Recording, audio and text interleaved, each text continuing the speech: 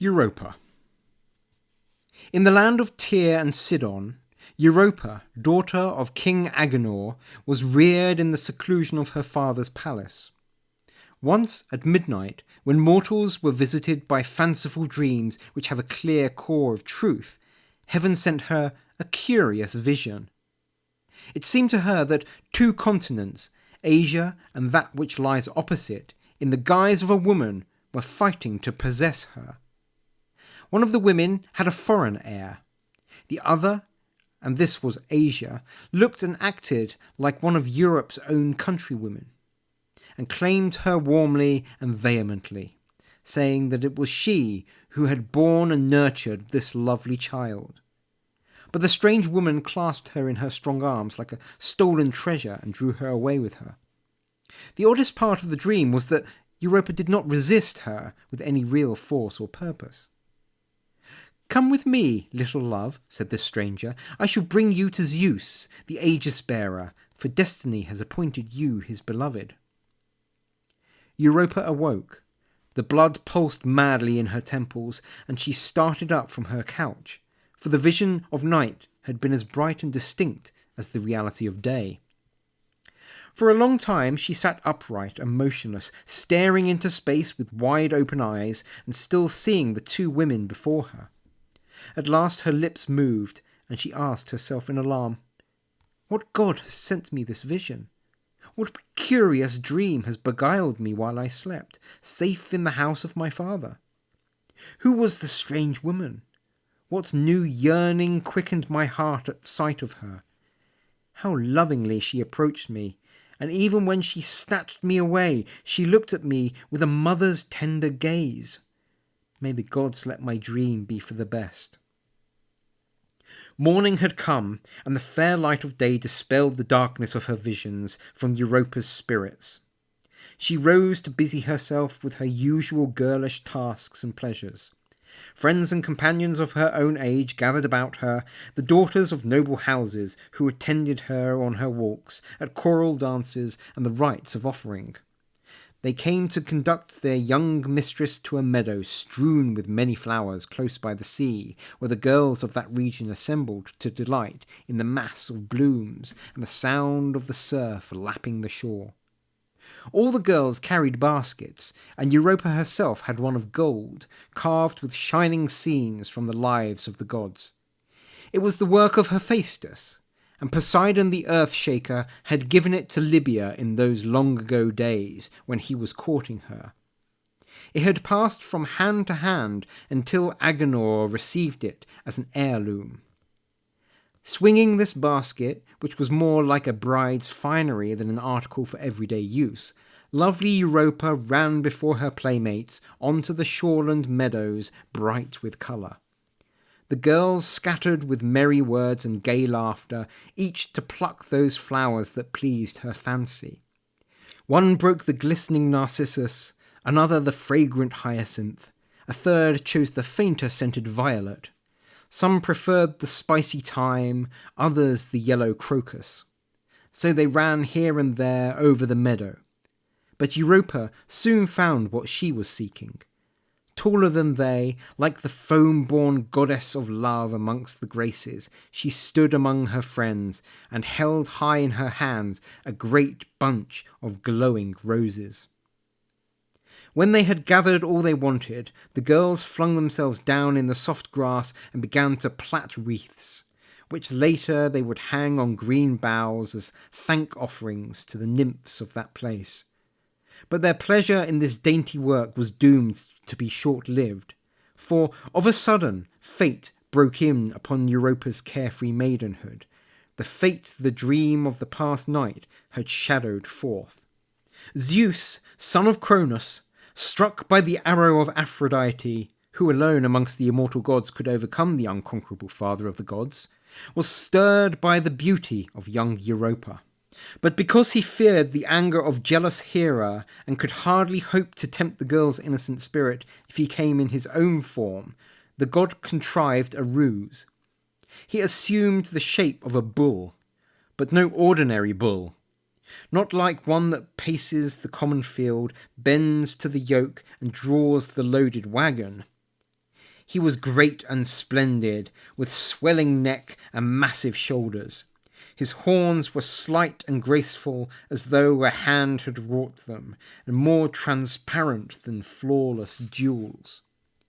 Yellow gold in colour was his body, but in the very middle of his forehead shimmered a silvery mark shaped like the crescent moon. Rolling restlessly in their sockets, his blue-black eyes smouldered with desire. Before transforming himself, Zeus had summoned Hermes to Olympus, and without a word about his purpose, had directed him to do him certain service. "Hasten, dear son, loyal executor of my commands," he said. "Do you see that land below us to the left? It is Phoenicia. Go there and drive the herds of King Agenor, which you will find grazing on the mountain slopes, down to the shore of the sea." Instantly the winged god, obedient to his father's words, flew to the Sidonian pastures and drove the king's cattle, among which Zeus, unbeknownst to Hermes, had mingled himself in his new shape, down to those very meadows in which Agenor's daughter, surrounded by her Tyrian maidens, was light-heartedly toying with garlands. The herd dispersed and began cropping the grass at a distance from the girls. Only the beautiful bull that housed a god approached the green mound on which Europa and her playmates were seated. He moved with perfect grace. His forehead did not threaten, and his flashing eyes begot no fears. He seemed gentleness itself. Europa and her maidens admired the noble proportions of the animal and his peaceful manner. They wanted to see him more closely and stroke his shimmering back. The bull seemed to be aware of this, for he drew nearer and nearer and finally came to stand right in front of Europa. At first she was startled and shrank back, but the bull did not move. He appeared to be quite tame, so she took courage, went up to him, and held the roses to his foam-flecked lips, which breathed out the scent of ambrosia. Caressingly he licked the proffered flowers and the delicate hand which wiped the foam from his mouth and began to stroke him with tenderness and love. More and ever more enchanting did the glorious creature seem to the girl. She even ventured to kiss his silken forehead. At that he bellowed joyfully, but it was not the bellow of a common bull, but like the sound of a Lydian flute echoing through a gorge between high mountains. Then he crouched at her feet, looking at her full of longing, and turned his head as if to point his broad back to her. And now Europa called to her maidens. "Come closer," she cried. "Let us climb on the back of this beautiful bull and ride him. I think there is room for 4 of us at a time. See how tame he is, how gentle. Not in the least like other bulls. I do believe he has the power of reason, just like human beings, and all that he lacks is speech." While she was speaking, she took the wreaths from the hands of her playmates and hung them one after another on the lowered horns of the bull. Then she sprang lightly to his back, while the other girls hung back, hesitating and afraid. When the bull had thus got what he wanted, he bounded up from the ground. First he walked slowly, yet so that Europa's companions could not quite keep pace with him. But when the meadow lay behind and the empty strand stretched ahead, he doubled his speed and seemed a flying steed rather than a trotting bull. Before the girl knew what was happening, he had leaped into the sea and was swimming away with his quarry. With her right hand she clung to one of his horns, with her left she steadied herself on his back. The wind billowed out her gown as though it were a sail. In terror she looked back at the receding shore and called to her comrades, but in vain. The waters lapped against the sides of the bull, and shying from the wet she drew up her little heels. The bull floated on like a ship. Soon the land vanished from sight, the sun set, and in the vague shimmer of night the girl saw nothing but waves and stars. All the next day the bull swam through vast reaches of sea, but he parted the water so adroitly that not a drop touched his rider. At last, towards evening, they reached a far-off land. The bull swung himself ashore and let the girl slip from his back under the arching boughs of a tree.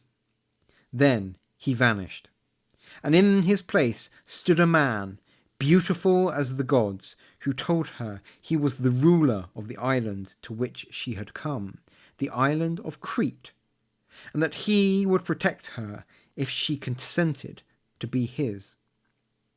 In her sadness and desolation, Europa gave him her hand in token of agreement. Zeus had accomplished his desire. Europa woke from the numbness of long sleep when the sun stood high in the heavens. She was alone and looked about her, helpless and bewildered, as though she expected to find herself at home. "Father, father!" she cried in distress. Then she remembered and said, "How dare I even utter the word father? I who have no care for my maidenhood. What madness made me forget a child's love and devotion?" Again she looked around, and slowly everything came back to her. "From where and to what place have I come?" she said. "Death would be a penalty too light for my failing. But am I really awake? Am I mourning an actual disgrace? Perhaps only a misty dream, which will dissolve when I close my lids again, is troubling my spirit. It is impossible to think that I chose to climb on a monster's back, that I swam the seas rather than pluck fresh blooms in sweet security." Even as she spoke, she passed her palm across her eyes as if to banish a nightmare. But when she opened them, she saw the same alien scene, unfamiliar trees and rocks, and the white churn of the tide, dashing against looming cliffs and rushing on to a shore she had never seen. "Oh, if someone would only deliver that bull up to me now," she cried in anger. "I should rend his flesh and break his horns. Idle wish! I have left my home thoughtlessly and without shame. So what is there for me but to die? If all the gods have forsaken me, let them at least send a lion or a tiger. Perhaps my beauty will tempt their appetites, and I need not wait for hunger to fade the bloom on my cheeks." But no savage beast appeared. Smiling and tranquil, the unfamiliar landscape spread before her, and the sun shone from a cloudless sky. As though pursued by the Furies, the girl sprang to her feet. "Miserable Europa!" she cried. "Do you not hear your father's voice? He is far away, but still he will curse you unless you put an end to your shameful life. Do you not see him pointing to that ash tree on which you can hang yourself by your girdle? Or that steep cliff from which you can plunge to an unquiet grave in the stormy sea? Or do you prefer to be the concubine of a barbarian lord and slave for him day after day, spinning your wool, you, the daughter of a great and powerful king?" In this way she tormented herself with the thought of death without finding the courage to die. Suddenly she heard a low, mocking whisper, and fearing an eavesdropper, looked over her shoulder in alarm. There, bright with unearthly radiance, stood Aphrodite, beside her Eros, her son, with lowered bow. A smile lingered on the lips of the goddess. "Calm your anger and rebel no longer," she said.